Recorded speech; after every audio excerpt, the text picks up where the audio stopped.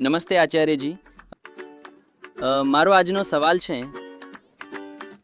કે સ્કૂલમાં અમારો એક સબ્જેક્ટ છે વેલ્યુઝ પ્લસ, જેમાં મારી ટીચરે કહ્યું કે અર્જુન એક શ્રેષ્ઠ માણસ છે. અર્જુન એટલો સુપીરિયર હતો, તો પછી કૃષ્ણએ તેને ભગવદ્ ગીતા કેમ સમજાવી? બેટા, એ અર્થમાં કહ્યું હશે કે બાકી જે સાંભળનારા હતા ને તેમનાથી શ્રેષ્ઠ છે. શ્રેષ્ઠ એ સેન્સમાં નહીં કે એટલો શ્રેષ્ઠ છે કે ગીતાની જરૂર જ નથી. શ્રેષ્ઠ એ રીતે કે જે બાકી લોકો છે તે તો ગીતા સાંભળવામાં કોઈ રુચિ જ નહોતા બતાવી રહ્યા. બાકી બધા જે છે તે તો પોતાનું ગણિત, પોતાના રથ, પોતાના સારથી, પોતાના ઈરાદા લઈને બેઠા હતા. અર્જુન શ્રેષ્ઠ છે કારણ કે સૌથી પહેલા તેમણે એક બહુ મોટો ખતરો ઉઠાવ્યો, કૃષ્ણને પોતાના સારથી બનાવવાનો. સારથી સમજો છો? ચેરિયોટિયર, જે તમારો રથ ચલાવે છે. આ નાનો મોટો ખતરો નથી હોતો ને, આ એક પ્રતિકાત્મક વાત હોય છે કે તમે તેમને હવે અધિકાર આપી દીધો છે કે તેઓ તમારી દિશા નક્કી કરશે, તેઓ તમારી જગ્યા નક્કી કરશે, તમે ક્યાં ઊભા છો તે નક્કી કરશે, કઈ તરફ જશો તે નક્કી કરશે. તો એટલા માટે શ્રેષ્ઠ છે કારણ કે સામાન્ય માણસ કૃષ્ણને આ હક, આ અધિકાર આપવા નથી માંગતો. સામાન્ય માણસે એટલે કે જે કોમન મેન હોય છે તેણે પોતાનો ચેરિયોટિયર કોને બનાવી રાખ્યો હોય છે? એક બીજા સામાન્ય માણસને, અથવા એમ કહી લો પોતાની જાતને જ, પોતાની જ પ્રતિકૃતિને, પોતાની જ મિરર ઇમેજને બનાવી રાખ્યો હોય છે. તો આ નાની મોટી વાત નથી, આ શ્રેષ્ઠતાની વાત છે કે તમે પાછળ બેઠા છો અને તમે કૃષ્ણને હક આપી દીધો છે કે તમે જુઓ, તમે ચલાવશો. અને કૃષ્ણ તે છે જે કોઈના કાબૂમાં નથી આવતા, ઠીક? જેમનો કોઈ માલિક નથી, હે ને? કૃષ્ણ તેમનું પ્રતીક છે કે તેઓ જે એટલા મુક્ત છે કે તેમનો હવે કોઈ માલિક ના હોઈ શકે. કૃષ્ણ તેનું પ્રતિનિધિત્વ કરે છે.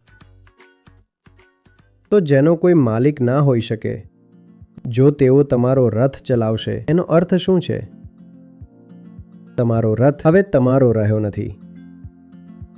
તો આ મોટી સાહસની, હિંમતની, ડેરિંગની વાત છે કે તમે કહી દો કે કૃષ્ણ તમે બેસી જાઓ અહીં.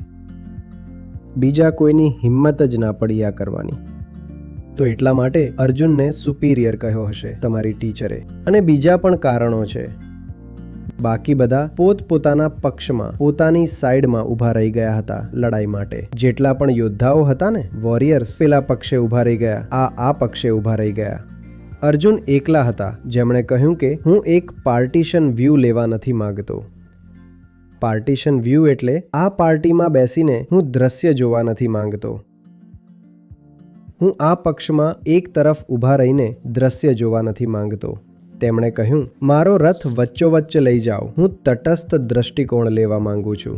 કોઈએ પણ ના કહ્યું કે મને બંને સેનાઓની વચ્ચે લઈ ચાલો. તો અર્જુન એકલા હતા જેમણે કહ્યું કે મારે બંનેને દૂરથી જોવા છે, મારે બંનેને જોવા છે, મધ્યસ્થ થઈને જોવા છે. વાત સમજમાં આવી રહી છે? બંનેની મધ્યમાં ઊભા રહીને નિષ્પક્ષ થઈને જોઈશ.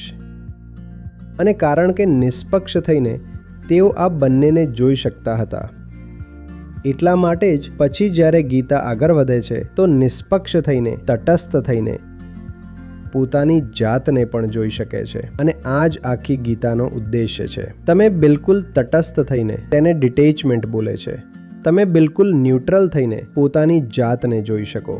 તમે પોતાની જાતને એવી રીતે ના જુઓ જેમ તમે કોઈ વસ્તુને બેઈમાની સાથે જુઓ છો, ઈચ્છાની સાથે જુઓ છો, હે ને? તો પછી ક્યારેય સાચું નથી બોલતા તેના વિશે, નથી બોલતા ને? જ્યારે કોઈ વસ્તુને લઈને ડિઝાયર આવી જાય છે તો પછી તેને લઈને સાચું બોલવું મુશ્કેલ થઈ જાય છે, હે ને? પોતાની જાતને પણ થોડી દૂરથી જોવાની હોય છે જેથી તમે તમારા વિશે સત્ય જાણી શકો. તો પોતાની જાતથી અંતર બનાવવાની શરૂઆત ગીતામાં શરૂઆતમાં જ થઈ જાય છે. અને તે વિનંતી અર્જુનની હતી તે કૃષ્ણની સૂચના નહોતી, તે અર્જુનની વિનંતી હતી કે મને બંને સેનાઓની મધ્યમાં લઈ ચાલો. તો એટલા માટે અર્જુનને શ્રેષ્ઠ કહ્યો હશે, અને બીજા પર બહુ કારણો છે અર્જુનને શ્રેષ્ઠ કહેવાના. બાકી તો બધા લડવા તૈયાર જ હતા, કોઈને કોઈ શંકા હતી જ નહીં. અર્જુન એકલા હતા જેમને આ દર્દ ઉઠી રહ્યું હતું, એવી વેદના ઉઠી રહ્યા હતા કે ત્યાં આ બધા મારા બ્લડ રિલેટિવ્સ છે અને ટીચર્સ છે, અને બાકી બધા તો આમને મારવા પડશે. ઠીક, તો અર્જુન જ એકલા છે જેમણે કંઈક ઓવરકમ કર્યું છે આ યુદ્ધમાં.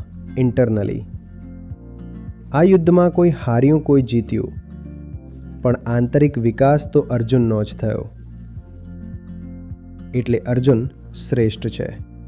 આમાં એક પક્ષ જીતી રહ્યો છે, એક પક્ષ હારી રહ્યો છે, પણ એક જ વ્યક્તિ છે જે ઊંચાઈ મેળવી રહ્યો છે.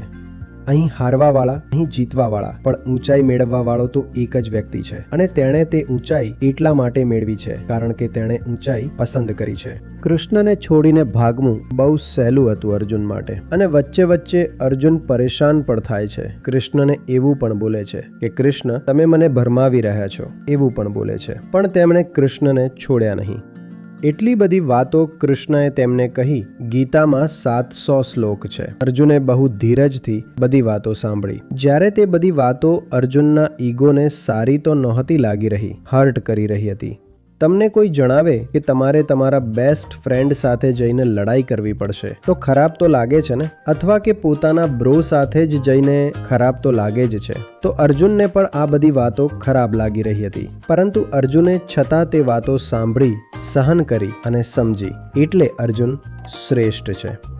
અને ત્યારબાદ પછી 18 દિવસો સુધી તેમણે જબરદસ્ત લડાઈ પણ કરી.